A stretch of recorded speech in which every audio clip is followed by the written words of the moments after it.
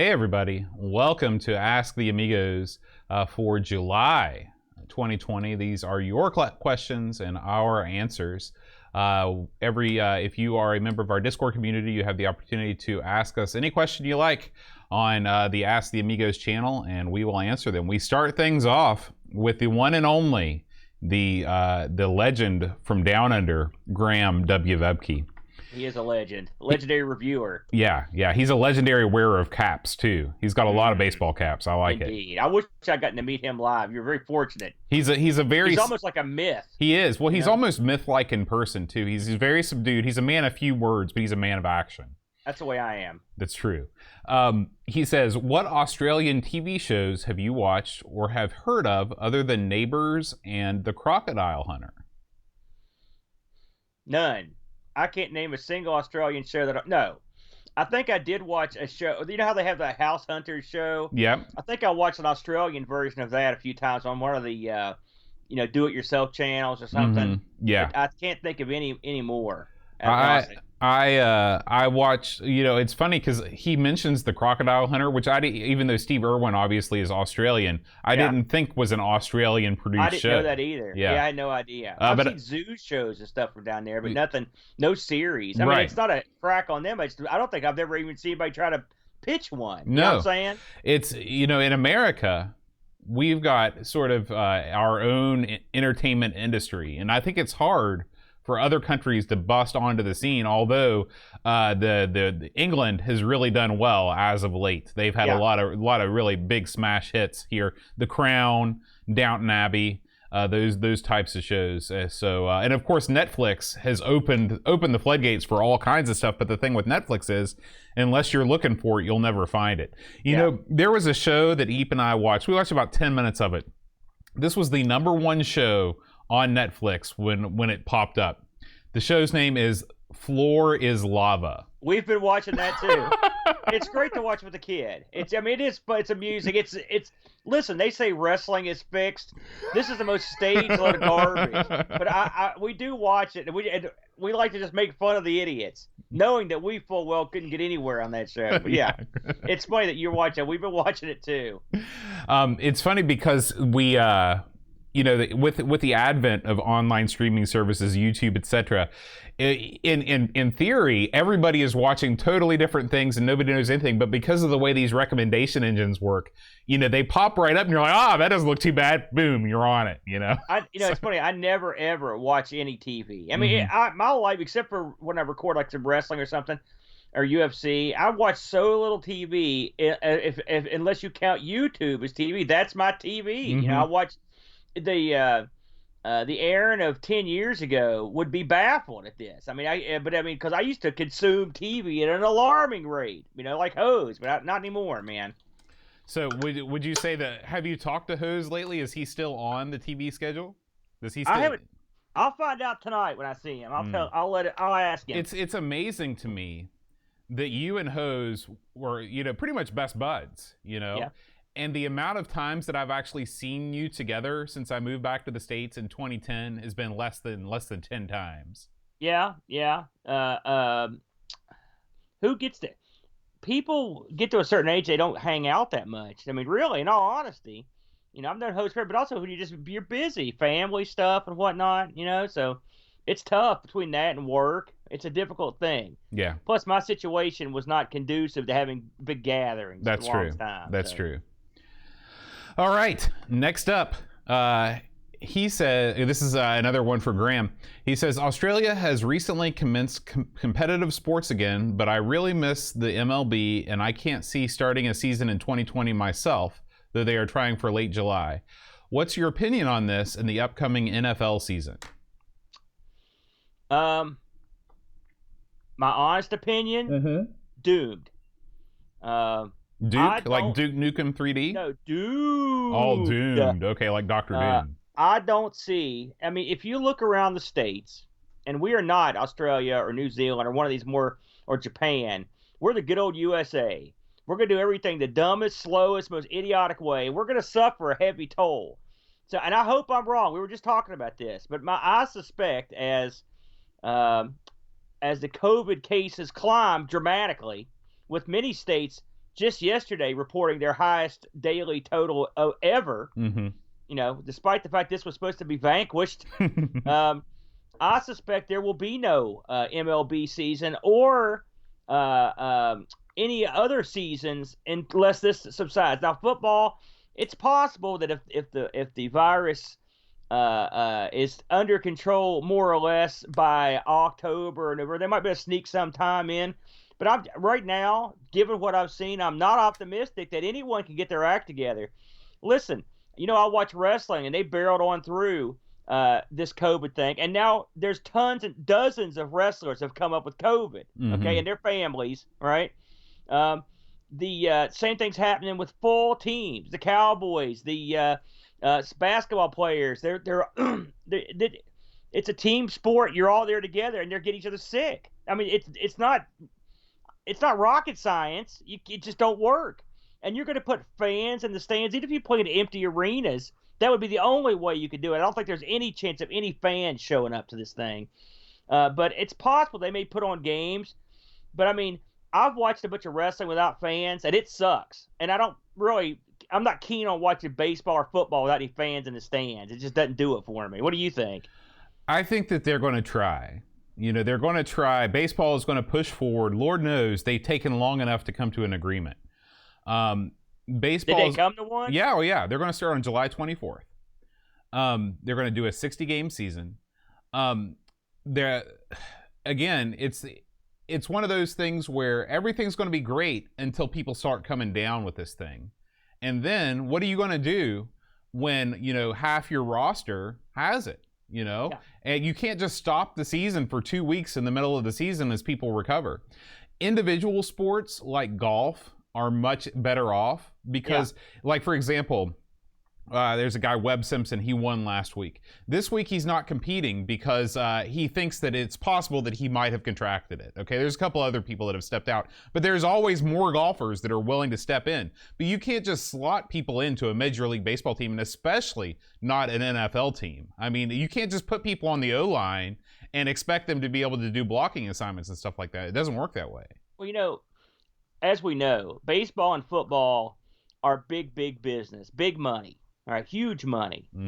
And so I know the answer to this question before I ask it, but I'm going to ask it anyway. Given the current conditions, okay, why? I was telling Luke this in the car as we were driving home. We were looking at all the people scattered around without masks. And we were talking, and I said, listen, you know, my philosophy on this is why take a chance? And it should be everyone's philosophy. Why? I mean, listen, it could be baloney, it could blow over, whatever. Why take a chance? We can't do without baseball and football for a year so no one gets killed. Is it worth anyone getting killed so someone can watch baseball or somebody get paid? It's not. I know that's, you know, in terms of money, that's a ridiculous statement, but I just don't see the point of it. And I'm not gonna go crazy watching baseball and football. It's tough enough to watch wrestling now with all that's going on.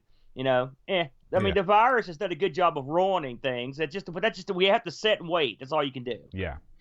Graham's third question is, when the Amigos West Virginia Convention 2122 gathers momentum, can a certain lunatic from Australia fly into Charleston or somewhere else near Hurricane from a major U.S. airport, or are you stuck with the bus and or carpooling from these interstate major airports? So Graham asks, if he flies to West Virginia for the Amiga convention here in Hurricane 2021, does he have to take a bus? And my answer is, Graham, if you come here from Australia, I will physically drive to Yeager Airport in Charleston and escort you in my 2018 Hyundai Sonata to the site of Amiga. And that goes for anybody. If you're flying here from overseas, you will get the personal escort from me to attend the convention.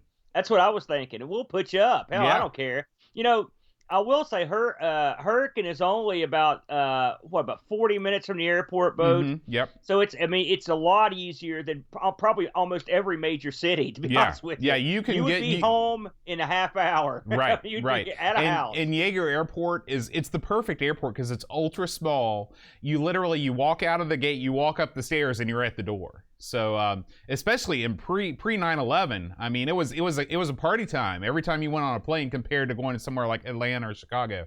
So yes, anybody that will receive a free trip to the Wyndham Hotel in Hurricane, where the site of Amiga Convention, yet to be named Amiga Convention 2021 in Hurricane. This convention, jeez. It's happening, it's a thing. Question number 4, have you ever considered doing more shows, interviews, question time, inviting on long-term members of the Everything Amiga community to participate by video or audio, or perhaps something live streamed a la Amiga Ireland 2020 roundtable style? We have. In fact, Bode was putting something together way back. A lot of stuff has almost happened. We've talked about doing stuff. In fact, we had a lot more plans this year that sort of got the kibosh put on, didn't they, Bode? Because we were going to, for one thing, we were going to go to a lot more conventions this year. This was the year, wasn't it, Bode? We talked about we were actually going to go down to Atlanta, BCFSE, stuff like that. And in terms of doing stuff with our buddies. Listen, I'm always ready for any kind of action, as obviously. Bode had a Master System thing that he almost started up with one of the, who was that? Was that Folds? That was Folds, yeah. On? And then, listen, I'll look at the community. I've talked to Bode about this many times. I would love for anyone that listens to us. I mean, we are the pinpoint poster boys for the statement, anyone can do anything. We don't know anything. We don't have any technical prowess. We barely can speak coherently. So really, anyone has a good shot at putting something interesting together. I like to hear, when Eric and Cody put together Pixel Gaiden, I like that. I like, a Retro Hour. These are all buddies. They're good stuff. They're way better than we are. I like when there's collaborations. I love that stuff. Kilobytes of Caffeine's got his channel going. Gosh, how many people are that are in our community, both that have their own thing? I mean, there's already a lot of Pixels. Don does a lot of streaming. Mr. Cola does a lot of streaming. Of course, Ravi's got all kinds of action going on. I mean, there's tons of stuff going on in there, Bode. Yeah, my big thing is, I don't mind hosting something like that or, being part of it, but it's difficult for me to come up with fun things to talk about. And so whenever you pull stuff out of your butt all the time. Whenever we did the Amigos roundtable at Amiga Ireland, this is how it went. I did the first 15 minutes and it sucked. And then I was like, okay, I'm turning off the recorder, and I made a motion as if I was doing it. Of course I did not do it, because then we all just started talking like normal and everything was great. And so maybe that's what we need to do. We just all need to sign on and just start talking. You got to there's always somebody that stirs the drink, Bode, and in that community, there's probably 50 straws. So, but, I love it. Like I said, I'm always open to anything, In fact, I don't know if you listen to Pixel Gaiden this week, they talked about the demise of our shows. And they had all these wacky ideas with doing something with the Sinclair show. And I urge them to jump into the Sinclair show arena. The Sinclair is, for at least on the American side, is untapped boat, and we had a lot of fun we were going crazy in that. I loved it. I think it's great. And we always talked about our virtual computer club meeting. Still could happen. I mean, that's a great. I still think that's great with some Zoom or something. Yeah, some role playing stuff. We need to get some of that going again. It's just a matter of kind of things went sideways. Yeah. All right. Mitsuyama asks, if you were digitized and sucked into a video game like Tron, which game would you choose? What do you got? My answer to this is always Tulip. Tulip is a PlayStation 2 game set in rural Japan. It's a wacky game with a wacky setting. And I don't know. I've always just wanted to live in it. That or the world of Persona 4. I'm going to go with bar games. That is your life, though. I figure I do pretty well at that. So remind me, what are the games in bar games again? Well, you've got that bizarre card, or that dice game. Remember that? Mm-hmm. Then you've got the wet t-shirt contest game. Then you've got the pick up the chick game. Then you've got, I think there's a shuffleboard or something in there. I mean, air hockey or something in there. I don't know, something else. Doesn't matter. So Good would stuff. you say that you have you've competed in all of these events in real life? No, I've never played the liar's dice. I've never dumped water on the No, chicks. but I bet you've been to a couple wet T-shirt contests in your time. I got a third place trophy. I didn't mean as a contestant, but I admire you even more now. Listen, I'm not at liberty to divulge that. So, have you been watching what's happening to people on Twitter and stuff? They say one wrong thing, career over. Not going there, boat. Let's see. Lobsterminator asks, if you could make any game appear by snapping your fingers, what would your dream game be like? It would be some kind of really awesome virtual reality game. Because despite how my beating down on that community and all the games, I want it to succeed desperately. And it's me and Brent. One thing we do agree on is that VR should and could be awesome. And I've heard good things about the new Half-Life Alyx, that's what it's called. But I want a real awesome, immersive. I don't care what the game is. I want something immersive, virtual reality game. That's what I would want to see. What about yourself? I'm gonna go with I would love to have a game that's sort of like did you ever play Mass Effect?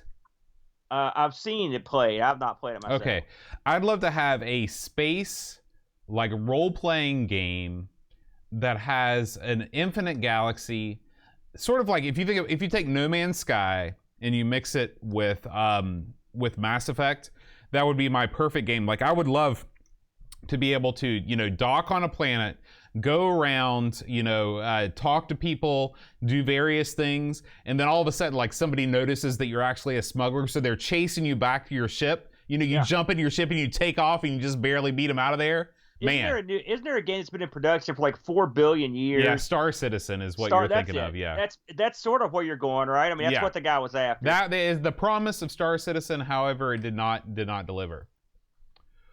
All right, let's see. Chris Folds asks, have you ever thought of going vegan or vegetarian? No. I went vegetarian for Lent last year. And it was an interesting experience. It was not as difficult as I thought it was. But I didn't, I mean, of course I missed eating meat, but it wasn't nearly as difficult as giving up carbs. When I did the diet thing a couple years ago, that was way, way, way harder than going vegetarian. Man, and as we are personally acquainted with several vegetarians that don't eat quite as well as they should, I think that it stands the test that it's a lot easier to go vegetarian than to eat healthy. The Chud is the master of he's the I wasn't going to name names. I wasn't going to name names. Unhealthy vegetarian of all time. by a long shot. You're right though, man. I've never been so hungry for cereal and bread in my life as I was when I was low carb. Eating those Vienna sausages all the time. That's all. You get sick of it, don't you? Yeah. I got so sick of it. I was like, please, no more. Paul asks, this is Paul, aka Hermsky. He says, have you seen the film Yesterday? Name any game you would like removed from history so you can reinvent it. So if you haven't seen Yesterday, which I haven't, but I know what the premise is. The premise is the Beatles never existed, and this guy gets a chance to actually like record all the Beatles songs, and people think he's a genius because he's come up with the Beatles songs. I gotta see that. That sounds great. Yeah. So imagine if there was a game that never existed that you could bring to market. What game would you bring to market, and what changes would you make to it to make it even better? Oh boy, gosh, what a question that is, eh? That's not an easy one. Do you have anything in the tip of your brain?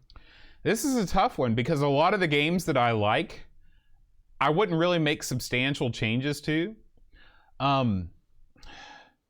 Yeah, I don't have a good. I guess maybe if actually no, I take it back. This is what I would do. I would go back in time, and I would erase King's Quest 1 from the world, okay? And I would re-release it. When I would bring it to market for the first time, I would eliminate anything that involved unnecessary deaths or things that you only get one shot to do, You know, I would eliminate the unforgiving nature of those games, and I would basically accelerate the trend that the LucasArts games brought about like 5 years later, where it's like, hey, this is an adventure game. Feel free to do whatever you want, because you can never really screw anything up so bad that you can't go back and fix it. That's pretty good. I was thinking much more idiotic. Like, just for no good reason, when you make Pong, just change the name to Dong. And then have people have to say that throughout history. But the Wii stepped in and took care of that for me. So that little joke went down the wayside. What about if you could go back in time and release Blood Money as just an intro demo and not actually include the rest of the game?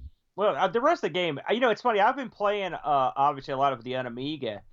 And I've been playing all these games for the first time with the gamepad. Mm-hmm. And the gamepad makes a world of difference in the enjoyment of these games. And Blood Money is one of the ones I enjoyed more with the gamepad. I actually control it a lot better. You know, if I would go back and change a game, this is a tough question. I think I would go back to EverQuest. Mm-hmm. And what I would do is change the game in a way that you could eliminate grievers and poachers and people that just made the game unpleasant for everybody else, because I think that was the beginning of rampant jerkiness in online gaming. How would you do that, though? What would you do to eliminate listen, the now grievers? I don't have to come up with the Okay, idea. I was just kidding. You're right. You don't have to tell me how you do it. You just would. Okay. Good question, Paul. Thank you. Part 2 from Paul. Now choose a system to reinvent. This is a lot better for me. This is a lot easier. All right, go ahead. All right. Coleco Atom, baby. Oh, wow. You take all of the... Because Coleco was riding high in 83, right? This sounds familiar, this answer. They'd come out with this blockbuster system that played arcade games better than any other system that came before it, okay? And they had a chance to make it even better by adding computer capabilities to it, okay? Yeah. So what you do is you don't release the Coleco Atom. You just don't release it. Or you give it computer abilities, but also it'd be handy when you're in their computer. You just don't. You continue to ride the high tide of the ColecoVision. You continue to court developers. You keep getting, like, universally. You keep going into Japan, finding all the best arcade games that you can cheaply license, bringing them out. Think about how long Atari rode the 2600 into the ground. I mean, they rode it up until like 1991 or something. Well, they did the same thing with their 8-bits too. Right, They rode them until they died. Yeah. Now, I mean, like, in terms of moving the industry forward, that's not a great idea. But in terms of, like, giving value to your shareholders and also making the people that bought your system in the first place happy, that's the way to do it. Now, I think this is a much easier question to answer because you can look at every system that's ever been released since the beginning of the time and pinpoint things that they did wrong. Did he specify console? Or no, any system. I've been, there's been a lot of discussion about the Amiga 3000 and the 4000, the 600, the later Amiga stuff where they tanked it, and it would be awful nice to have seen Amiga finish the development on that new chipset and then put something out like a 4000 or a 1200 that literally was on an even playing field or even ahead of the PC of the day. That's what I would like to see. Amiga, it's funny, I play with it a lot and it still works well. It was still, the OS on it was really good. They dropped the ball. I mean, obviously it's so secret that it was ran by an idiot. But I think if they had finished that R&D, developed the chipset, and put out a comparable item, I would like to have seen what would have developed. Because I think you could have had, you're not going to defeat the PC, but what you could be is another Apple computer. Another Apple, right. Something 3 or 4% of the market share, which if you look at the total PC market share, that's not a low number. I mean, you can stay afloat. So of course the flip side of that is, but we if that had happened, we could all be sort of Apple jerks, just like we'd be Amiga jerks. Do we need another faction of jerks? Lord knows we don't need more Amiga jerks out there. There's enough in our current reality as it is. All right, Retro Erland writes, the recently christened Retro Erland, what was your first CD-ROM experience? Oh God. let me think back. First CD-ROM, it was definitely a PC game. Mm-hmm. It would have been, Rich got a CD-ROM for one of his computers. And was Rich a big computer guy? Oh yeah, he had Amigas and he did music, so he used his Amigas to do music and then PCs. It was either The Seventh Guest or there was a really stupid racing game. I'm trying to think the name of. I remember the host of it was just something like a game. It was like a futuristic road racing game that came on CD. It could have been that. It could have also been. I think there was a Battle Chess like Deluxe. It could have been. It was one of those 3 or 4 games right there. And I remember being under. I mean, when you see another one, it was the Encyclopedia. That's not really a game. But, when you see that streaming video, which is something you weren't usually seeing, and you hear the audio, it was impressive. But, I mean, the game was no good. Yeah. They were no good. No, it wasn't Death Track. For me, the first... It's funny because I have... Early on in my life, I had a love-hate relationship with the CD-ROM. I think probably my first experience with CD-ROM stuff was my dad when he bought our first modern PC, which was a Pentium 1.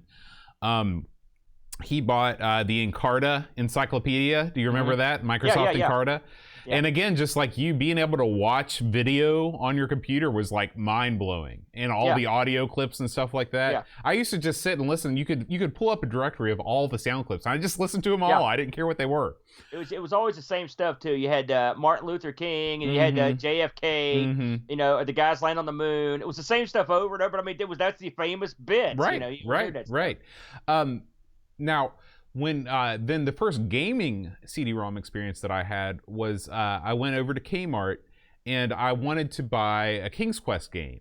Yeah. Okay, so I bought King's Quest, and at this time, I was used to getting software that was, well, I guess I wasn't really used to it because just like you, I pirated most of my stuff. But I could tell that something was amiss because the box was incredibly light. And this was the first, I think this might have been the first CD-ROM release of a King's Quest game. Yeah. And all it had was the disc in there. It didn't have, and it was like, just go to the manual on the disc if you need to refer to it. And playing a King's Quest game, that is no good because you need to have like lots of other stuff. Oh, have I lost you, Aaron? I've lost, my internet has gone down. All right, we'll pause this. Yeah. Okay, now next, what was your first music CD, Aaron? Well, it wasn't a CD. My first CD. What was it? Well, I mean, I had records and stuff before CD. Well, no. That's not what he's asking. He's asking for your first music CD. I'm trying to think of what it was. Because I think the first batch of CDs I bought was one of those like spend a penny gimmicks. Oh yeah, the Columbia House. And so I got like a ton of CDs. In fact, that's where the majority of my CDs came from. So I would say amongst the things that I got were the Eagles' greatest hits, CCR,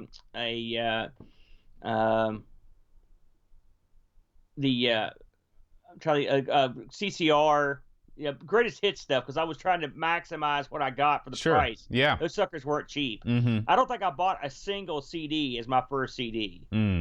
I remember my first CD. I remember the first CD my family ever bought because my father bought a CD player before I had my own, and the first CD that he bought was a Reba McEntire CD. So that was my first experience with the CD as a format. The first CD I ever bought as my own was the Alvin and the Chipmunks Greatest Hits CD, and I do not regret that purchase. It was good. It was good. What a geek! All right, Alien Breeder asks, if there were to be a new Amiga, what would it need to have in order to be as revolutionary as the original was? If it came out today, right? So imagine like a new computer system just with the Amiga name on it. What would it need to have? This is sort of out of my price range, out of my ability range. To me, I mean, now listen, what do all computers have now? They've got to be fast. And I think and of course, what do we have now? Of course, PCs have caught up to what the Amiga could do in particular that was special. But I think what I'd like to see now is something. This is gonna blow your mind. I want to see it go in the exact opposite direction, Boat. I want a sort of like a Raspberry Pi was. I want a competent, reliable machine that you could purchase in complete for under like $50. That's what I want. So the real super cheap. And what this would mean, you know how the original Amiga had all these custom chips, right? Mm-hmm. This would be the mother of all, of all custom chips. So like they had the Atari on a chip. Right? This would be like all your motherboards. So sort of like the Pi on like a few chips to make it super cost effective. And like basically like a more powerful, more capable Raspberry Pi. In terms of if it was an Amiga, it'd have to have its own OS.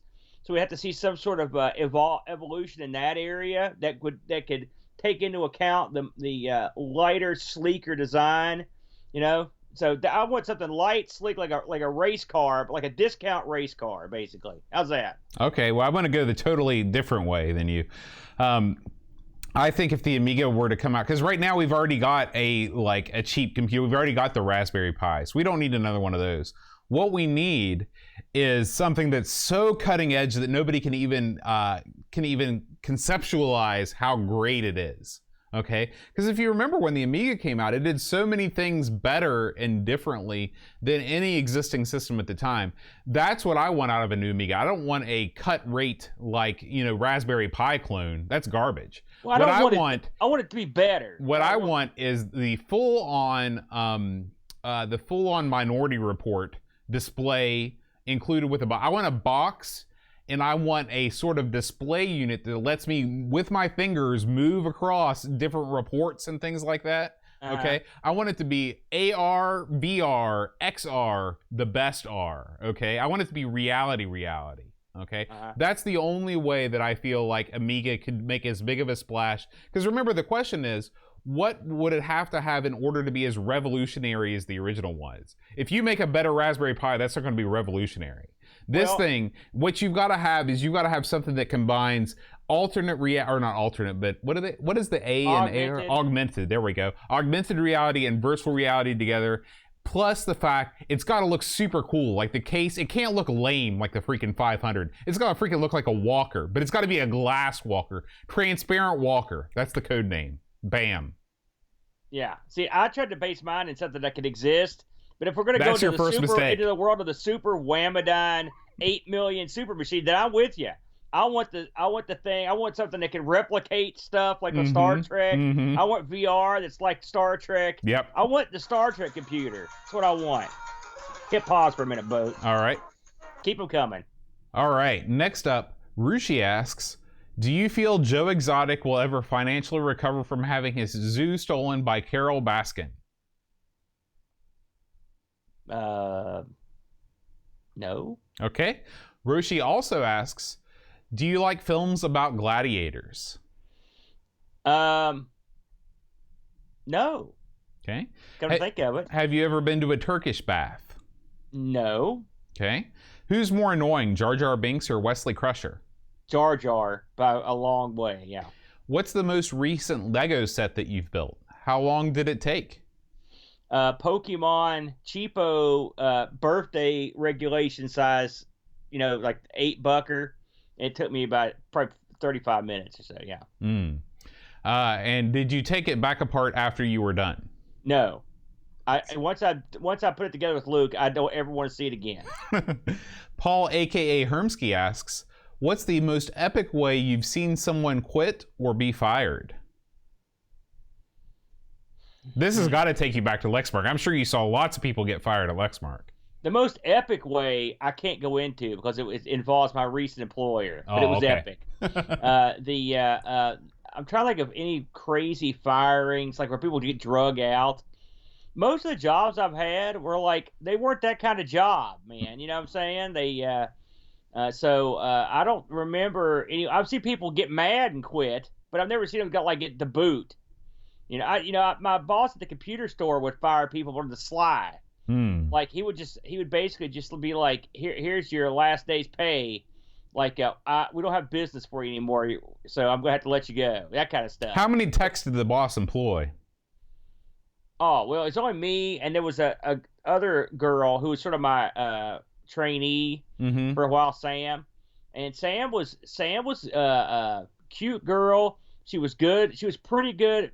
Yeah, she's okay at repairing, but she had no like phone skills. And phone skills are like 70% of the job. You know, especially when you screw something up and you've got to explain how you didn't screw it up and it's their fault. Right. You got to be on point with your malarkey and your mumbo jumbo. Otherwise, they could think it was your fault. Sure. You don't want that. You don't want that at all. Or they don't want to pay the bill. You know, you got to get that over. Man, I'm so glad I don't have to work the phones anymore. I can tell you that right now. But no, I didn't. What about you? You were a teacher for a long time. You ever see anybody get pulled out of there? I saw firsthand, not really firsthand, but when I worked in Newport News, Virginia, I first moved down there. This is a crazy escapade where I moved down to this city. I got an apartment, and then I was like, oh yeah, I should probably get a job, which you should always do that in the opposite direction. Yeah. But anyway, yes. I called up the music supervisor, and I was like, hey, you got any music teacher jobs? And he's like, yeah. And I found out that the guy, this was like in the dead of winter. And do you remember the old portable classrooms? This was sort of after your time. The old trailers? Yeah. Oh, yeah. No, we had those at Lexmark, yeah. Okay. But, you know, in the States, a lot of times when schools make the decision to expand, it's because they've got 90 to 1,000 of these trailers outside of their schools. And they're like, we need to bring these people back in. But in Newport News at that time, there were still lots of trailers. So anyway, the music teacher had gotten mad at a student, and he said, okay, go sit outside. You know, and this is like in the dead of winter. I guess he just left the kid out there in the cold for like the whole classroom. So anyway, they got rid of him, but because of the way that hiring and firing works in public schools, you can't just get rid of people. You have to go through a procedure and all this stuff. Yeah. But anyway, that's the only time that I've ever actually been around. And I was never around. I never met this person, but I took this person's job. I was the one that they brought in to take over for this person. So at any rate, that's my story. Paul also asks, what's the best or worst practical joke that you've played on someone or that was played on you? I don't like practical jokes. I'll be honest with you. Especially because I've seen people really suffer. And I'm sure I've told you a story about the guy that gave the fake lottery ticket. That was brutal, dude. I'll never forget that guy. When I told him that was a fake ticket, I mean, you can literally see the moment where his spirit broke. It's brutal. Yeah. So I will say, when I worked at Lexmark, we had a lot of compressed air, and also we had to use, ESD was a big thing, electrostatic discharge protection. So they had this blue lotion you had to put on all the time, and there was bottles of it everywhere.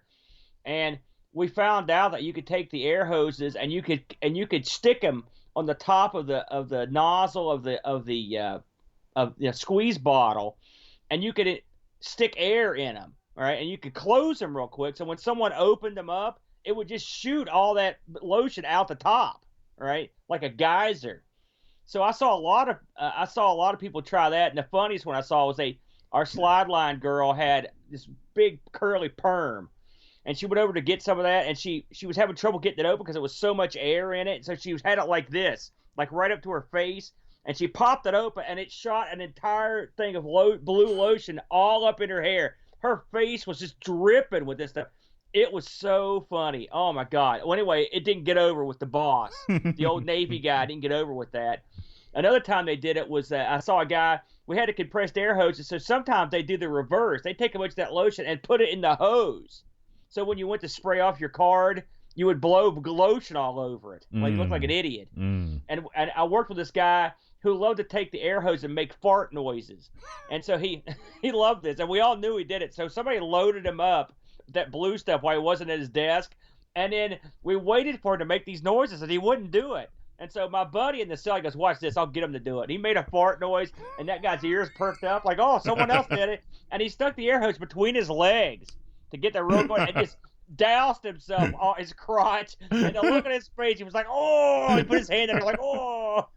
So those are a couple of my favorites, but for the most part, I don't do that kind of stuff because I know it's no good if you have a good sense of humor, you get away with it, but sometimes people don't have. I'm with you. I'm not in favor of practical jokes that make people feel bad. I much prefer a surprise that leads to something good, like a surprise party. It's always a good time. Surprise show. Yeah. Stuff like that. Stuff that ends with the person feeling good about themselves. Yeah. So, and Paul's final question is, what makes you roll your eyes every time you hear it? I'll let you answer that one first. What do you got? Retro tink. What? Just because of the name? Yeah, it's stupid. Um, 720p. What's this HD nonsense? I don't mess with that. Aren't you the 4K monitor master now? You better get on board, pal. Yeah, those are both. I can understand that. Diamond tipped stylus. Really, any stuff that is involved with a hobby that I can't personally see the value in, although it may be valuable, I roll my eyes at it. Yeah, I can understand that. I mean, I don't know if I get excited at some specific word or words. And some of the eye rolling isn't fair, to be honest. It's all personal. No, it's none of it's fair. None of it's fair. But I'll watch people go to the great lengths to do something really simple, and I'm just like, man. I mean, I don't mean simple, but like that just seems so inconsequential. Mm-hmm. Whenever I see that, I think to myself, this guy has let his hobby overpower his It's consent. like using a real Amiga when emulation will do. That's right. Every single time I roll my eyes. All the time. Mm-hmm. I was sitting here with this Amiga, and I thought to myself, this is the stupidest situation I've ever been in. I've got a fake Amiga in a broken case, and I've got an open source scan converter hooked up with a VGA converter. I got all these cords where I'm like, this is an eye rolling. You've become what you've hated the most. It happens to the best of us. Well, if it wasn't for streaming, I wouldn't have bothered. But now you do it once and you got it covered. That's the way I figured. So, but yeah, I roll my eyes all the time at people, but in all honesty, I've got no room to do that because I got no room to do it. And I know that. Dave Velociraptor asks, how do you choose the order of Patreon lyrics for a mystery Patreon song? So what happened was, originally, it was just the order that people signed up with. But then there was a time when I actually took a lot of time with Patreon songs. It was the first time that I started using the guitar. Yeah. And whenever you're using the guitar and you're having to look at chords and look at people's names and reconfigure the melody to make it line up, I had to redo the people's names, but eventually I was like, you know what? This is way too much work to make this happen. So I left the names in the order that they were for the last Patreon song. So for the most part, I'd say the first half of the names on the Patreon song are in order of sign up, and the last half are from the last time that I tried to like make things set up in whatever lyric I was trying to sing to. What I like about you, Boat, and you approach the lyrics like you do a lot of things. You come up with an idea, right? Mm-hmm. You do it. Mm-hmm. Then you get into it. Then you become obsessed with it. Mm-hmm. And then at some point during the obsession, you're like, what am I doing? And then you either scale it back or just eliminate it. That's the second is way. Most of the way. Yeah, just elimination. Because I've talked to you so many times. You're like, my God, I'm doing this, and I was like, but what are you doing? That's madness. No one's even gonna know you're doing that. Oh no, I gotta do it. I did like. Later on, I'll be like, well, how'd that go? I got rid of that. Yeah. So many times. It's the story of my life. All right. Chris Folds asks, Desert Island arcade machines. Pick 3. Man. Well, I would go with Donkey Kong, WrestleFest, and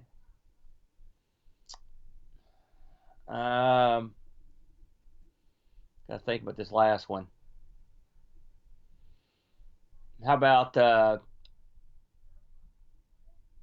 God, I'm trying to get the third one. Go ahead, I'll think of it. You name a couple. Let's see. I've had time to think about this one. I would go with Do Run Run, my number 1 favorite arcade game of all time. Number 2, I'd go with Tapper because you got the cool beer tap thing with the bar leg and all that stuff, the rail. Yeah. And number 3, I'd want some sort of high-tech simulation. On the Discord, I put my, the Ferrari simulator cockpit thing.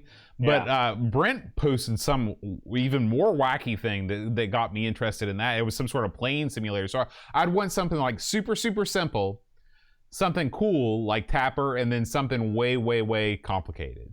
I think my third game, I think you hit a nerve in my head, probably just so I could stare at it in a quiet salute, would be the cockpit cool guy version of Star Wars. That would be fun. I'd like to have that. Yeah, it's a good machine. Hopefully someone can keep that monitor working on that desert island because those are brutal. But yeah, it's tough to narrow it down to 3. It is. Paul asks, between the two of you, who is the better game player?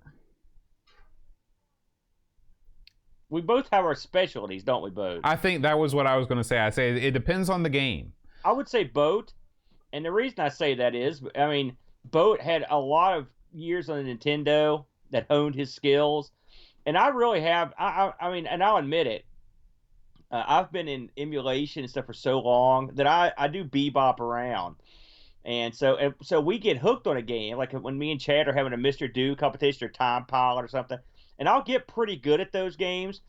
But I'm more like the jack of all trades type. I'm not really great. I mean, there are a few games I'm top shelf at, but for the most part, I'm mediocre to low end on most games. So. I think definitely any fighting game, you're going to beat the pants off me because I never got into fighting games, and that's something that you did. I think that we'll both agree that your brother is the better of all of us. I mean, I think your brother is in gameplay. In gameplay. He just has a natural gift for video games. Brent is very good. I mean, he won the contest at Gen Con that one year. I mean, that was a retro game. Some of those games are. You know, he was a little kid when he played them last time. He crushed everybody. Yeah, he's very good. Yeah. Who do you think is more competitive, you or I? Boat is he's an unconventional competitive guy. I think. Like I think he won't say like I'm going to kick your butt at something, but if you're doing something, he's going to try to top you. Am I competitive? Yes, I'm competitive. I like to win, but it's not like. I wouldn't say I'm super. I don't think either one of us are like mega competitive. No, you? No, I don't consider myself to be that competitive. I like to go out and have a good time. Thanks, Poach. You just see right there. You just did it. You corrected my conventional statement. That's what I'm talking about right there. I'm rolling my eyes at that. To me, when things get too competitive, I stop having fun. You know, when people are getting mad and angry, like the Chud. You know, the Chud, he's a competitive sort. He's a competitive fellow. And I like watching you and him go back on Mr. Do's Castle and stuff like that. But I don't like to be in on it, you know. I like watching people compete. But whenever people start getting serious, they start taking it really personal. To me, it's like that's what life is. You know, you shouldn't bring that into the gaming side of things. But that's just I like to screw with Chad. I'll be honest with you. And Chad is very good at his selection of games. He's very good. So, but it's fun, and he's so easy. He can push his buttons so easy. It's what I like about Chad. I mean, he's great just to like screw with. I mean, and he'll always react. He can't help it. That makes it better. And finally, who is more resilient, you or I? And I will answer this question for us. You are the most resilient person I've ever known. You bounce back like a Super Ball. No matter what happens to you in life, you're ready to go. You can handle it. Well, thank you, Boat. That's awful nice. I think everyone's pretty resilient. When the smallest of inconveniences happen to me, I melt down immediately. And you can attest to this firsthand. I have, I think part of it's just I don't get that bothered about stuff. When you say bouncing back, it's easy to bounce back when you don't bounce that far. I mean, I try not to let things get to me, you know. And I've known very depressed people, and I've made a point in my life to avoid depression, sometimes to a detriment, because sometimes you need to be depressed about stuff. But I just try to let things roll off my back. My dad's the same way. We're just sort of that kind of guy. But I appreciate that. But yeah, I feel like I got it pretty good. You know, that's something else. If you've got it pretty good, why are you going to complain about stuff or get upset or let things bother you? You know, just keep on rolling, man. That's the way to look at life, man. You know how to do it. Kate Fox asks, how did you convince your spouses to let you have extensive game collections? Was there any major pushback? Easy for me. I don't have a spouse. And I don't give a crap any way it goes. I'm going to do what I want. So there you go. If I had a spouse that was going to fight me on it, then she'd be out the door. When we bought our house, the major reason why we bought the house that we bought was because of the basement. Because, you know, I realized that not everybody is going to be into the things that I'm into. And not everybody, and even for me, you know, when I walk into a home for the first time, I don't necessarily want to see a boxed collection of Atari 2600 games, you know? Like, I feel like there is a place for those things, and it's not necessarily the main entryway. Oh, I see what you're saying. Yeah. No, I agree. Yeah, there's you can't go. I mean, I don't know, Bode.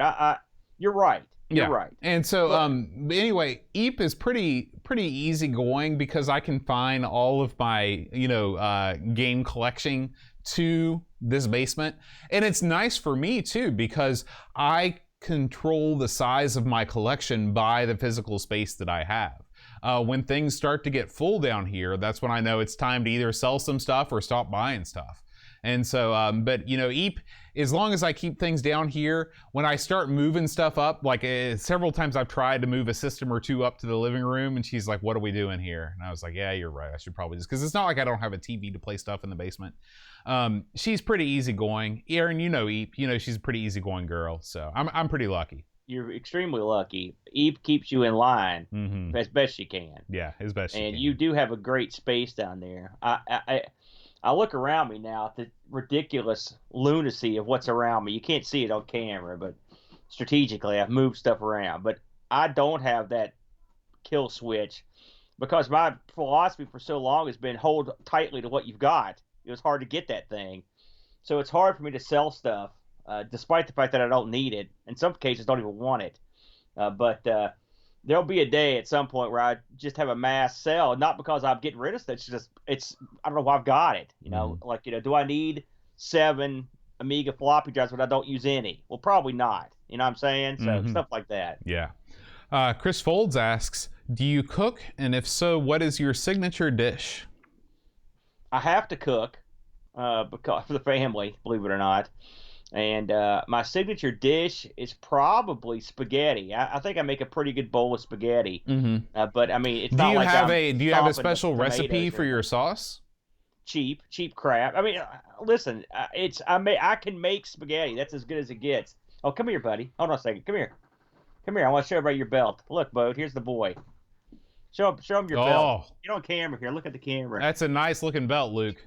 Now tell him how hard was it to get that belt. It was very hard. Very good. Very good. Well deserved, Luke. Smooch right here, buddy. Give me a smooch. All right, you guys have fun, Mama. Bye-bye, guys. That's his Bumblebee belt. It looks great, man. Anyway, no, I like Prego sauce. The spaghetti. Do you go exotic? Do you get the one with like extra garlic or anything like that? I do. No. I mean, I don't. Because, like, for me, when I get red sauce, like, I don't want it to have extra junk in it. Like, I can put the extra junk in it if I want it later. I want it just as plain as it can be because I'm afraid that I don't know. Because I'm not a person that, I'm not in there chopping up tomatoes and stuff. But I think homemade sauce is gross, quite frankly. I'm one of these people that grew up eating sauce out of a can, and I can't go to, like, eat any. Even, like, do you ever notice, like, and they don't do this anymore. And I've always wondered if it's a conspiracy. But when you order stuffed crust pizza from Pizza Hut, do you remember when they first came out with it back in the day and they would have chunks of tomato in the sauce? That was the most nasty thing I've ever eaten in my life. I would order that without that. I hated that. Yeah, it was awful. Honestly, Bode, and you know me pretty well, and obviously you can see me. I have no taste when it comes to, I don't care.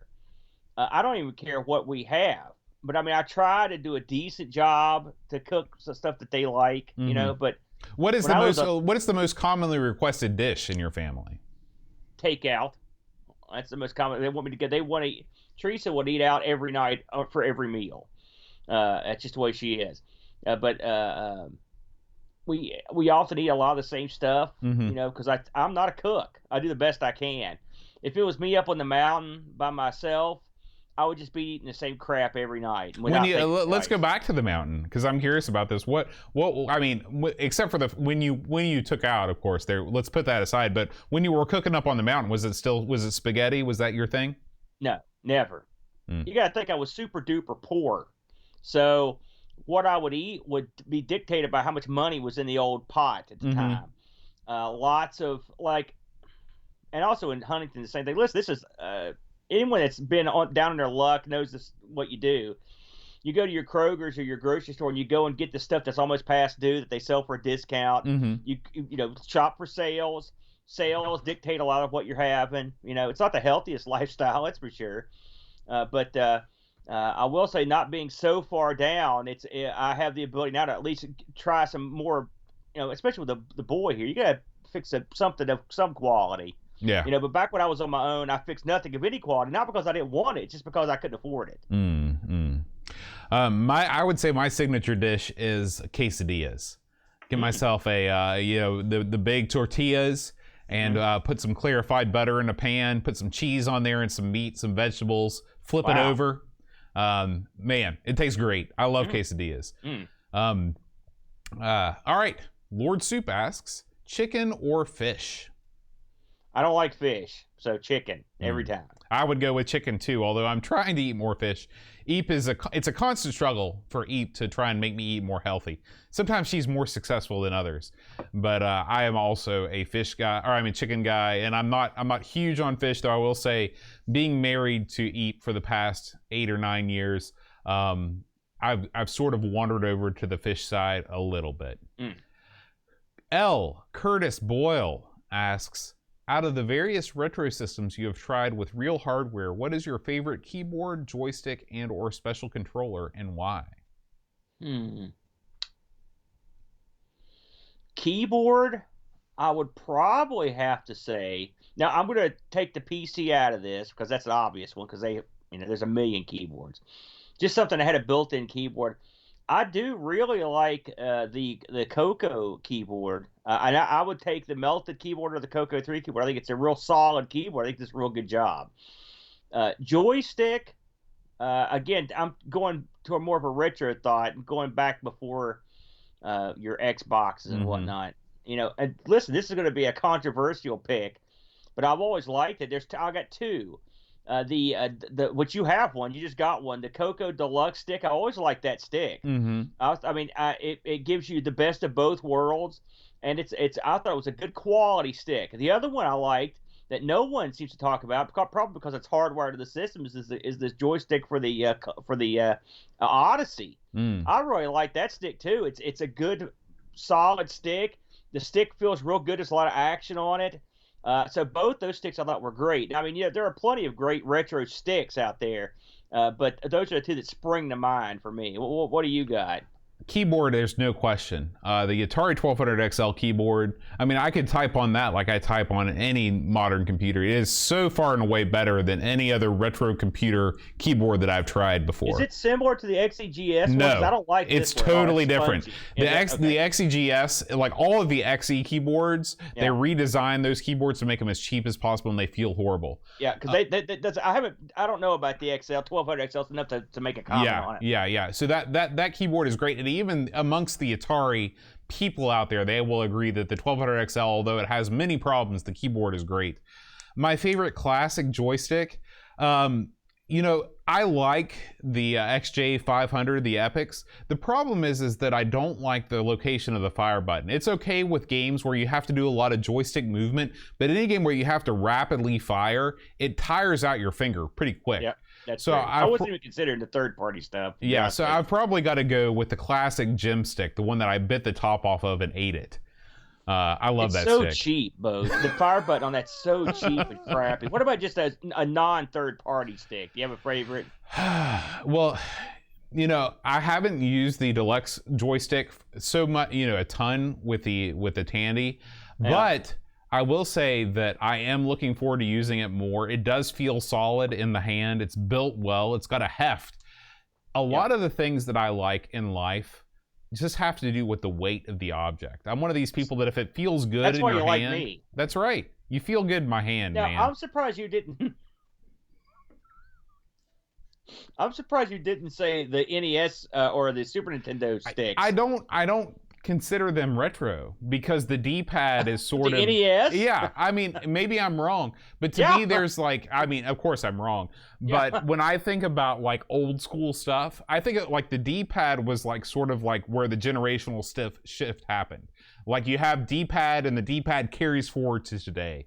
No serious gamer is going to still be using a stick. I mean, maybe an analog thumbstick, but like not a like joystick, except for your fighting game people.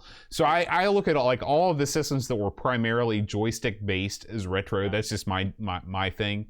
This is what I use the most right now. Yeah. This cheap Super Nintendo wireless knockoff because it works on the Coco, it works on the Atari, it works on the Amiga. It worked. I literally could just unplug stuff. I just emailed the guy that made this little wire, so that's just like, listen, I need to order like 4 or 5 more of these things because it's so simple. Right. I don't want to screw with. I've got so many wires, Bo, as you know, and so I will take. And this is not a bad stick, for retro gaming. I actually enjoyed it. Mm-hmm. So there you go. And also, I've been using that a lot too. For the Bluetooth. Right. Now, you don't use that with coin ops though, right? I do. Do you?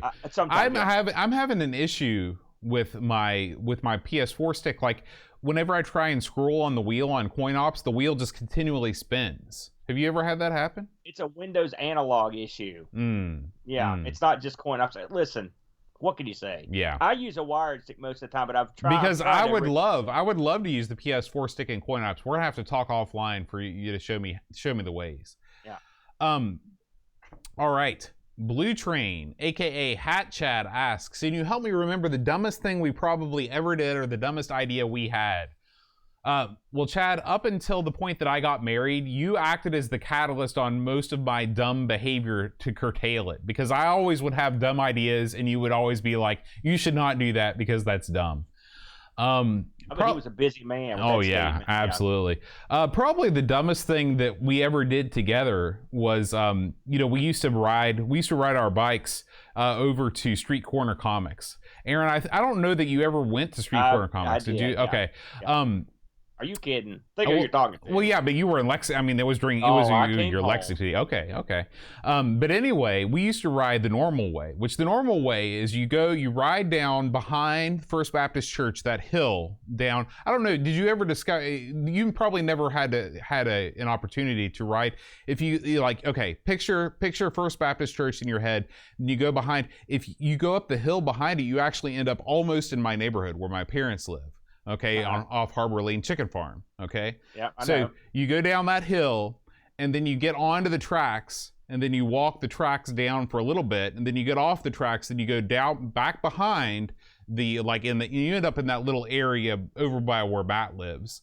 And you go. So anyway, my mom, she got onto this thing where she wanted me to wear a helmet all the time. And I was not for wearing a helmet because I did not have a cool guy looking helmet. I had the dorkiest looking helmet you can ever conceptualize. So you're one of the people where the crossover happens. That's right. Okay. So I was like, listen, I'm not going to wear this helmet. I need to avoid my mom because I was scared that she was going to be just out riding around and she'd see me on Main Street, this like, and so what we did was we actually rode all the way down Virginia Avenue to get, and it was totally out of our way. It took about 2.5 hours to get to Street Corner Comics. That was probably one of the dumbest things that we ever did together. That's not that dumb. It's not that dumb. I'm sure there are more dumber things. Chad, if you remember more dumb things, let me know. Did you ever do anything dumb with your friends, Aaron? I never stopped. We always do dumb stuff. Yeah, I've climbed mountains. I've done stupid crap that I played chicken with trains. Everything you can think of, I've probably done. One other dumb thing that involves you sort of tangentially is, do you remember before they built all the houses behind your parents' house and you could walk up the hill to watch the fireworks? Yes. Well, one year we were drinking Mountain Dew up there, as you do on 4th of July. And the next year we came back up there and there was still like unopened Mountain Dew up there on the hill. So I was like, man, I'm going to drink one of these Mountain Dews. Yeah. Let me tell you what year-old Mountain Dew tastes like. It tastes like dirt. It literally tastes like dirt. That's not that. Those two things aren't that dumb, Bo. It's like you had a pretty smart life. Yeah, well, maybe so. Okay. Simulant asks, which do you prefer, Lion Bar or Marathon Bar? Well, I don't know what Lion Bar is. Okay. I'm looking at the pictures here on the thing, and in the UK, much like everything, they have different names for the same thing. Like Starburst is whatever that stupid thing is. Yeah. Marathon is Snickers, and Lion appears to be Twix. So Twix or Snickers? I would go with Twix. Yeah. Really? Twix. Interesting. Yeah. I was not expecting you to go that way. Yeah, I like Twix. I would go Snickers 100% of the time. Simulant also asks, any thoughts on Daddy's red sauce?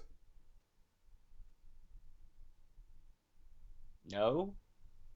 I don't know what that is, Bo. I don't know what that is either. Okay. We have no thoughts on Daddy's red sauce. Literally, we have no thoughts. Okay. Frodo asks, Vegemite or Marmite?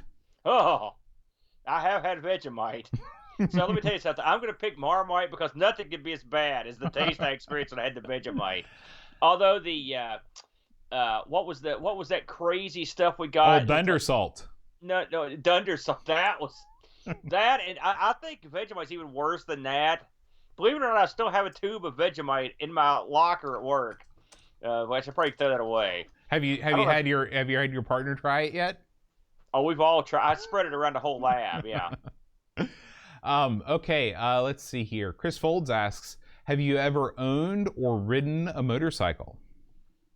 Oh, no, ridden, yes. Tell me about your motorcycle riding I did. experience. I've told you this before. My uncle drove me up the top of a mound of coal on one of those mini bikes, a motorcycle. It scared the crap out of me. That was pretty much my last effort on the bike. That was it? My dad had a motorcycle, too, back in the day, so I'm sure I rode it with him back when I was a kid. But, no, I'm not that kind of guy. Maybe, those the big trikes that you see the guys driving. Mm-hmm. I could probably see myself getting on one of those bad I could boys. see you riding around on one of those.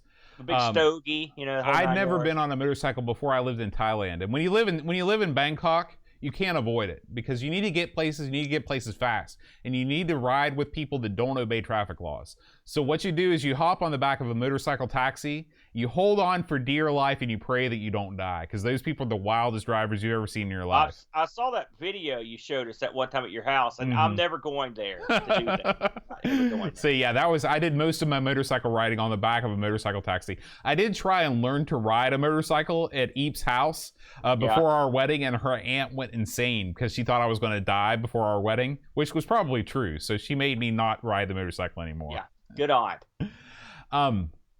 Paul Harrington asks, what languages can you speak, and what language do you wish you could? We can sort of speak English. I speak a little Canadian. Mm-hmm. The truth of the matter is I don't speak any language well. I took 2 years of French. That didn't help, didn't take. So if I could speak any language, I would say Japanese would be at the top of the list. And also Spanish would be up there. And I would also like to learn maybe Cantonese or something like that. One of the languages in Mandarin, like that. So that'd be kind of fun. But those are the ones that spring to mind. I know you're worldly, but you don't speak any languages either, do you? No. I lived in Korea for 2 years, and I did not maximize my language learning time. I would say that I know more Korean than any other language. But I would say I probably know close to 500 words in Korean. To be at the bare minimum for what you need in conversation, you need 2,000 words. That's the bare minimum. So you just come across like an idiot. Yeah. And I would say I'd probably know about 200 words of Thai, most of them food related. And it's funny because when you travel in Asia, it's a different vibe because people see you and they see that you are not Asian and they expect you to be dumb, which is good because I am dumb. But when I was in France, it sucked because I look like a bunch of French dudes, and when I roll up and I'm like, hey, parlez-vous, then they're like, man, that's no good. And so you do look French, Bo. I do. I have that air about me. Yeah, that with no hair. Actually, with or without the hair. Yeah. That's because your old haircut, they could have pulled that off over in France, I think. Now, what language would I like to know? Of course, I'd love to know Thai because I could communicate with my in-laws. It is totally, if I remove that side of things from the equation, I would go with Japanese because I would love to just be able to move to Japan and have no issues at all. And that would go a long way to help. Now, has your wife tried to teach you any Thai? Not really. I mean, she sort of realized the problem is that unless you're immersed in a language or unless you have a very good reason to be speaking it, it's hard to learn. And so if we ever move back to Thailand, I'll double down and I'll learn it. But you'll be boned. Yeah, or I'll be boned. You'll be the Thai and that was dummy. the thing. The only reason why I learned Korean as well as I did was because I was living in a place where there were no other foreign people. I was the only foreign guy there. And so that made me have to learn it. I worked in Thailand because I lived in Bangkok. I worked with guys that had been there 10 or 20 years and they still couldn't speak a word because in Bangkok you can get away with only knowing English. That's the thing. If you grow up speaking English, you are so lucky because you speak the world's language already. You have no incentive to learn other languages versus if you grow up speaking, say, Norwegian or something, like you're gonna learn English because that's where all the Amiga magazines are in. Good one. Kate Fox asks, if you could live in an Amiga games world for a day, which world would you live in? So they're also dangerous. Gosh.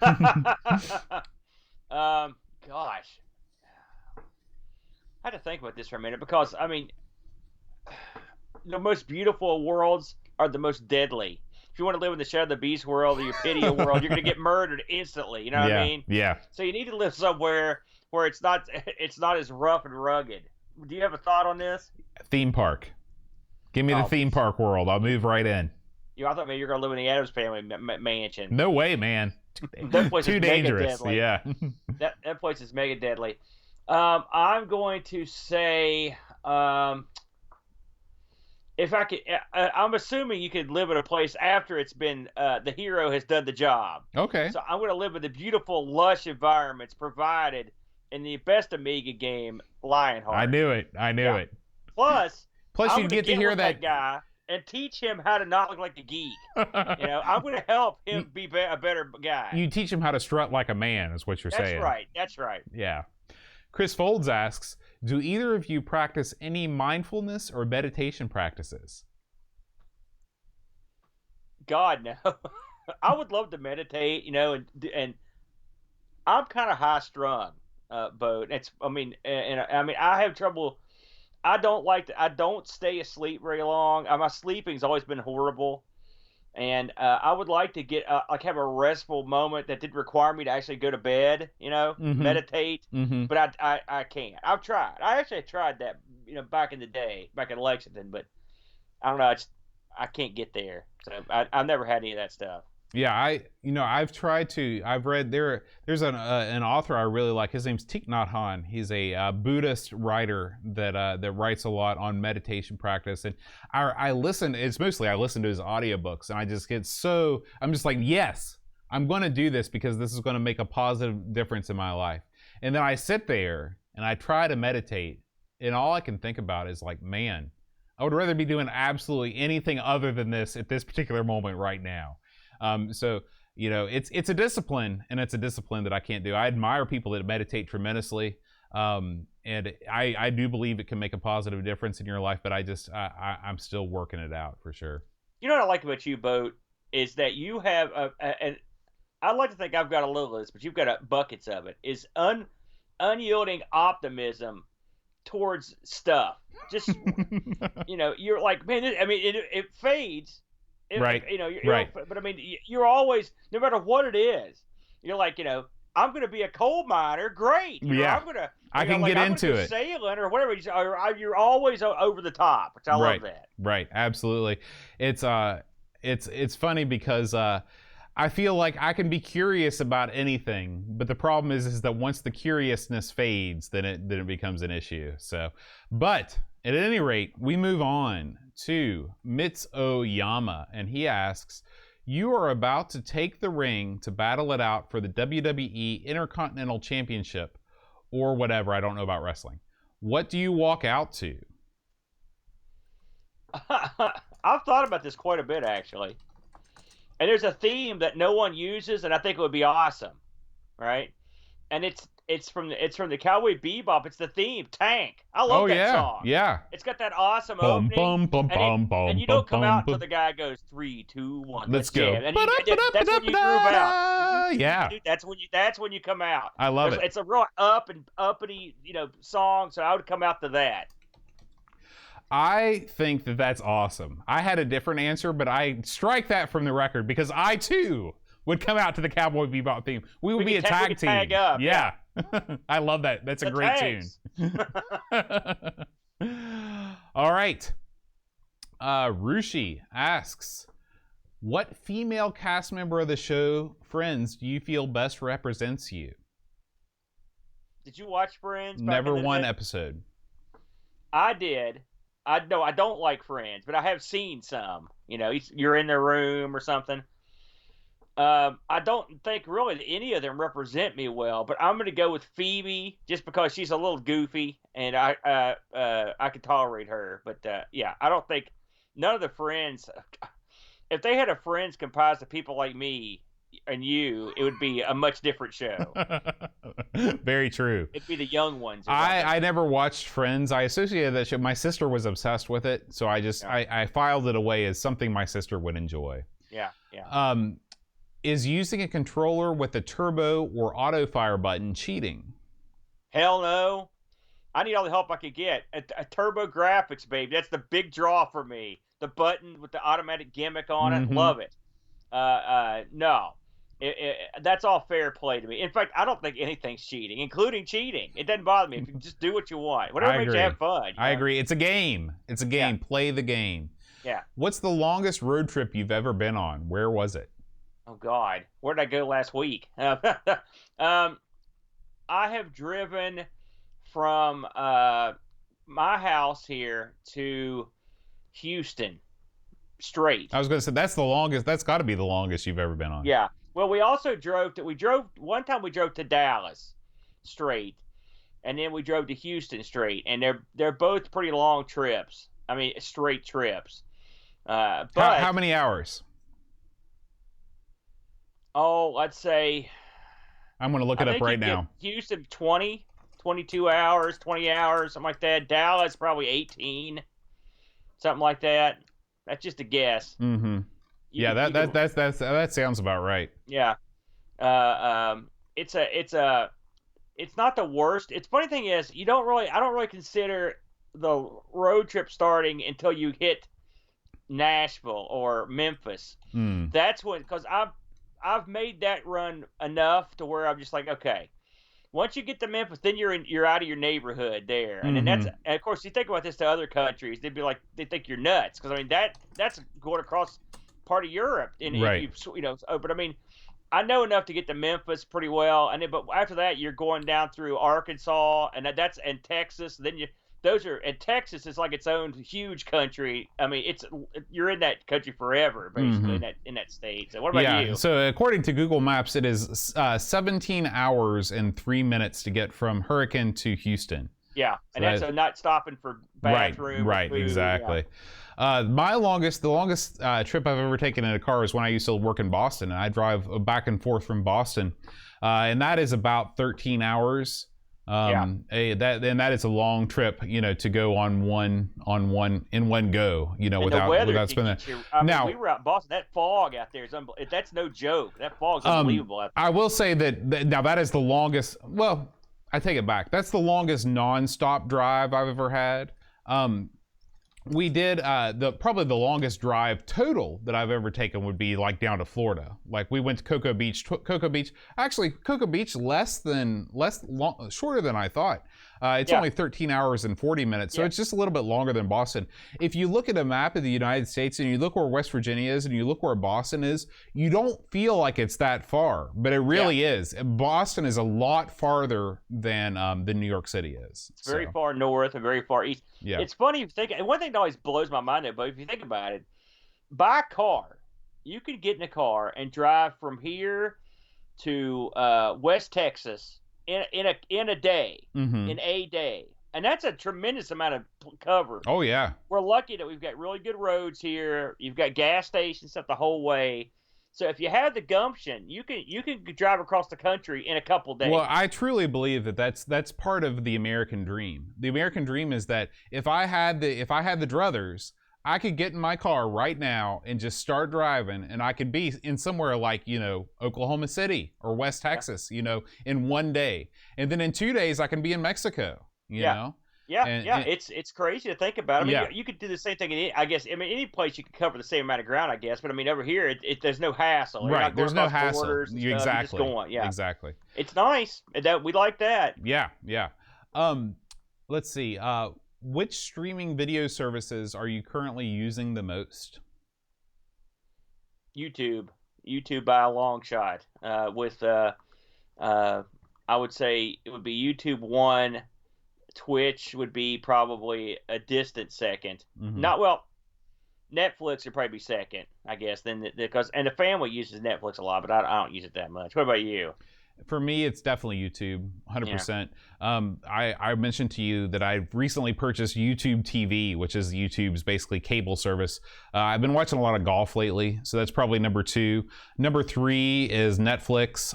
Number 4 is Crunchyroll. I love my slice of life anime. And Twitch is probably number 5. Let's see.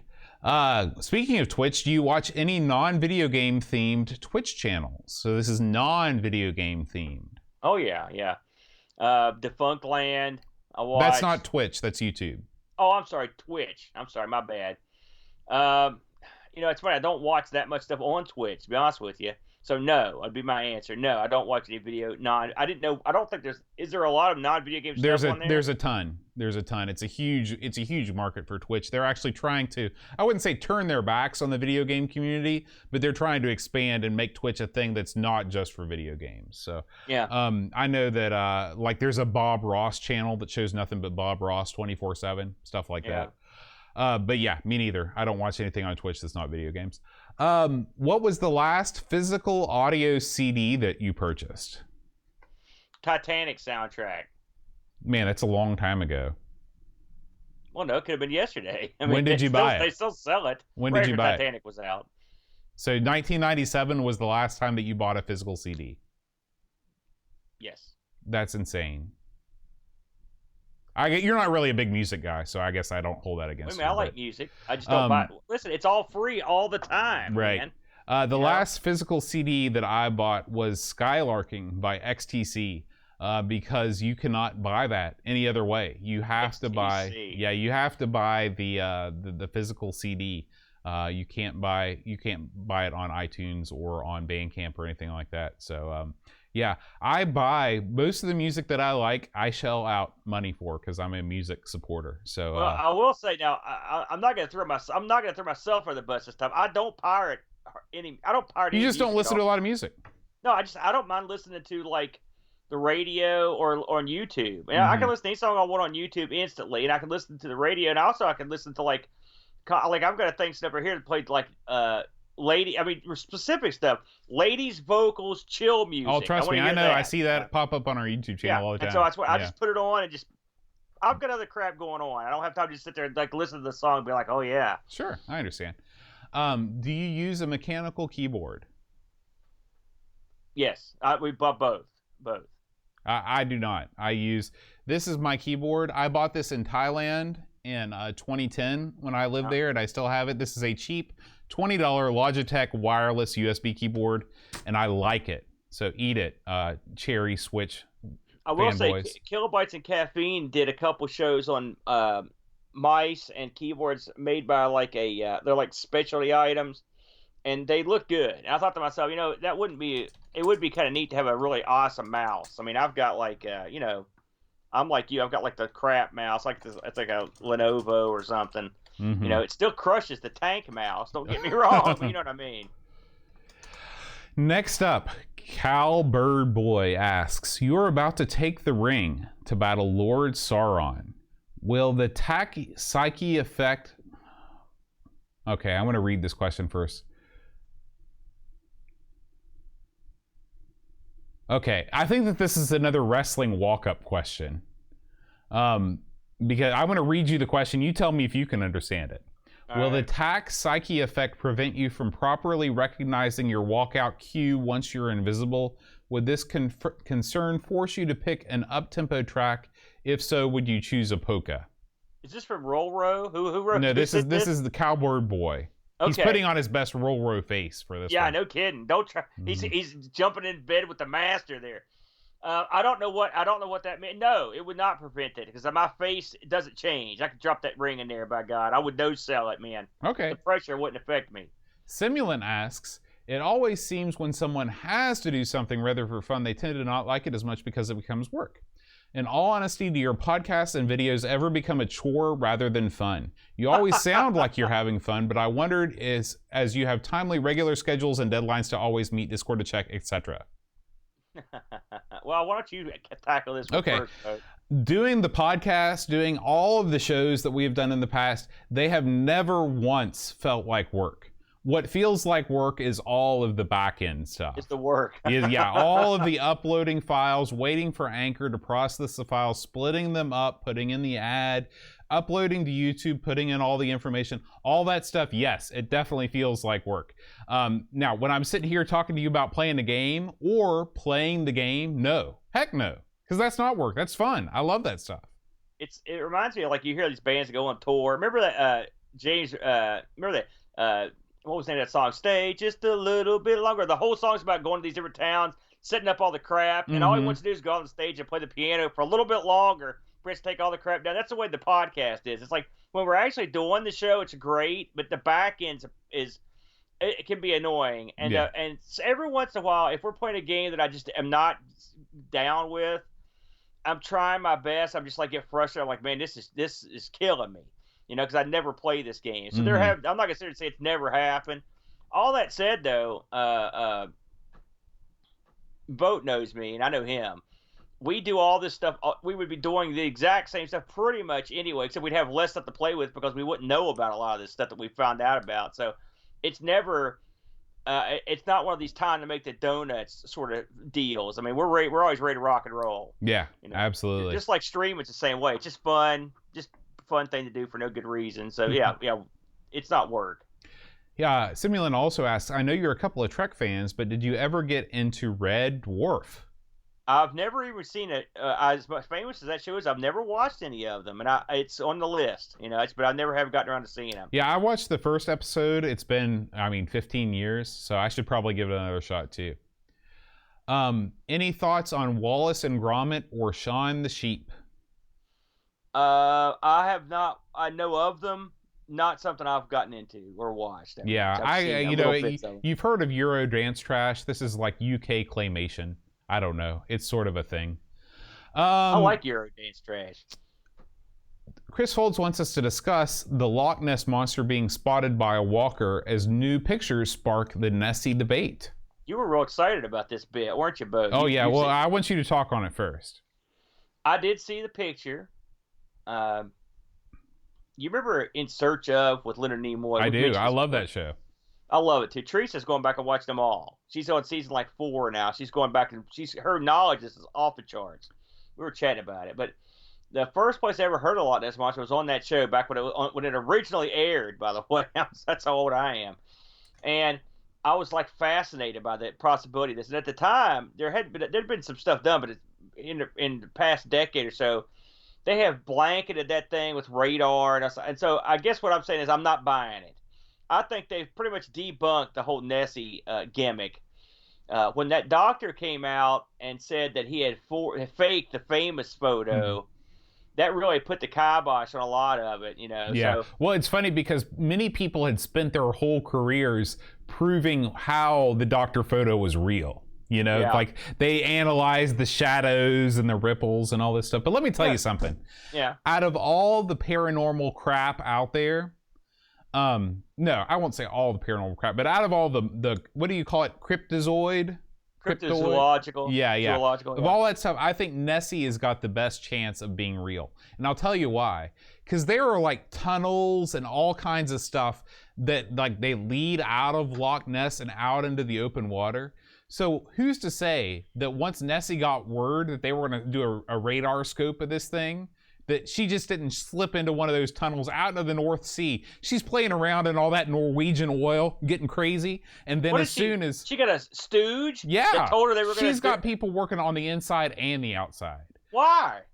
That's how she keeps her charm. Her? Yeah, is she paying them? Well, it's sort of a profit sharing. So anyway, Nessie rolls back in once all the radar stuff is gone, and now she's cruising around, and this is just the latest, every once in a while, she's got to keep people interested. It's just a little bit of the hump, just a little hump as they go out. Well, I'm not buying it. I think they've drudged and radared the crap out of that loch. I'm not saying you can't have a sea creature somewhere, and maybe at some point in the past there was something that rolled into the loch and left. I mean, although it's possible, but I don't think there's a permanent dinosaur living there. Frankly, I want to. I'm like Mulder. I want to believe, but I also need some proof of something. And I saw this picture. It didn't do it for me. Let's see. The kit car has quite a non-conventional F1 style steering wheel. Do you think this would cause problems for Michael when doing maneuvers and 3-point turns? Is that from Kit? This is from Simulant. We just got it. We do have a Kit in our Discord. He's a Knight Rider fan. Yeah. No, that would not be a problem because Kit can just do it himself. Right. That's exactly what I was going to say. Kit does not need Michael. If you think for 1 second, Kit can't go around and Knight Rider himself up and down the street. He does it all the time. He does it all the time. You watch Knight Rider, right? Yeah. So you remember what the evil Kit was called? No. Car. Dumb. And do you remember what the evil Kit semi truck was called? Semi?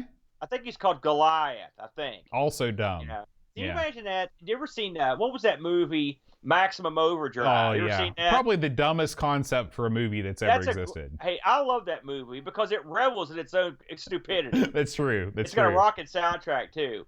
But I think that movie's great. But the idea that vehicles come alive and take over the world, we should be so lucky. That's true. It can only be an improvement, right?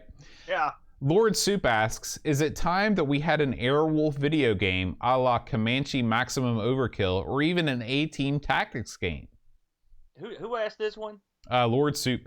Soup, your question is timely, my friend, because we're doing the Enterprise 64/128 this week on ARG Presents.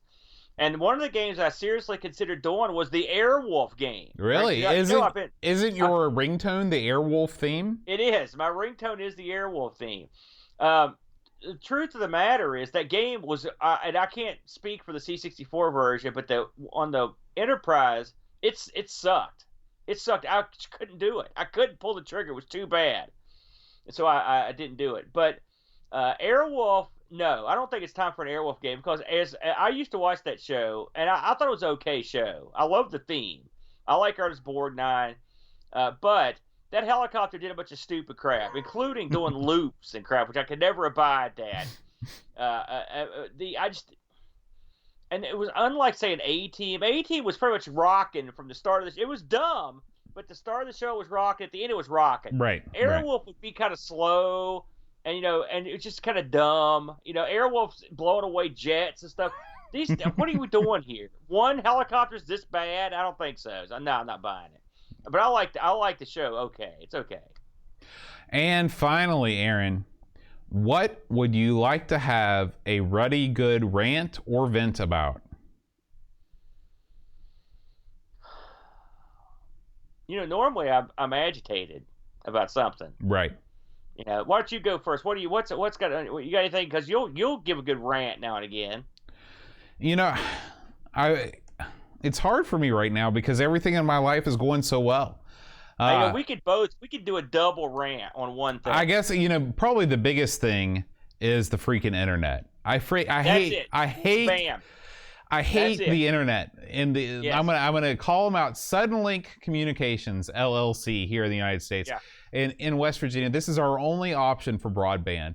They rake you over the coals in terms of pricing. They have zero customer service. You're calling a call center far, far, far in the depths of India to get any service whatsoever. And I have nothing against the people that are working the call center. They just don't know anything either. They're not giving any information.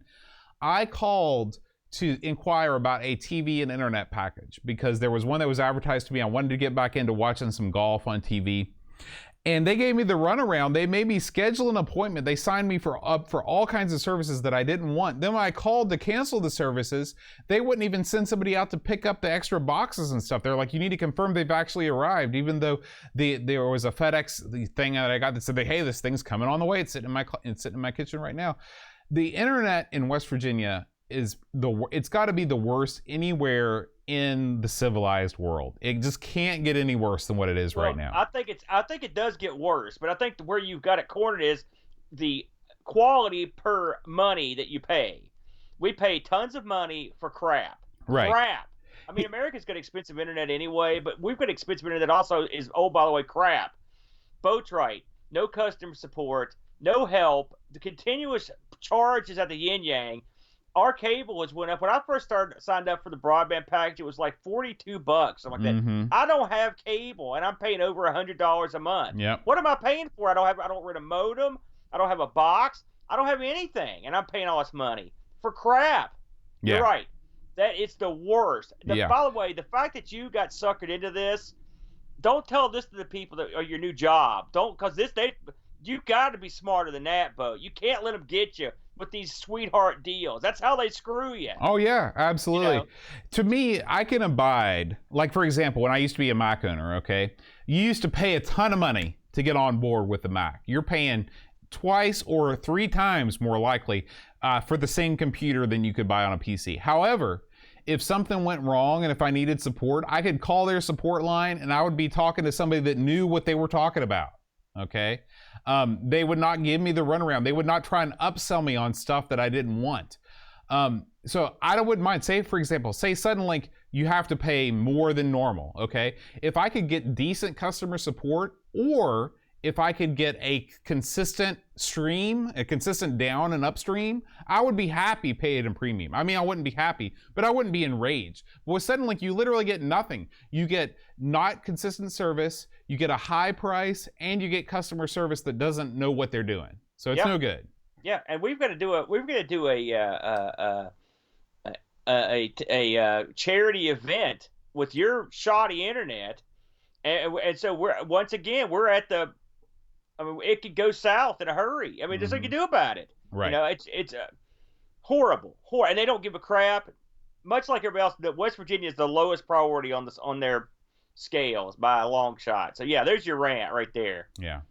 All right, and that's going to do us for this edition of July 2020 Ask the Amigas. We want to thank all the fine folks that have joined us in chat. We've got another TT viewer, A10 Bitstorm, Bristle Rick, Buck Owens, Commander Root, Creepy Dead Boy, Dancing Wolf, Dedicated Lurking 9 to 5, Delamort 78, Feet, Frodo NL, Knight Rider 82, Lurks, Mitsuyama, Pack Billy, Picard 2010, Remastino, Rubber Slayer, Still Adolescing, The Imp 1987, Themendrian, VNK, Vigapraz, Wishbone, and Z9K9. And of course, we give a special shout out and thank you to the one and only legend, Pixels at Dawn Gaming, for being on moderator.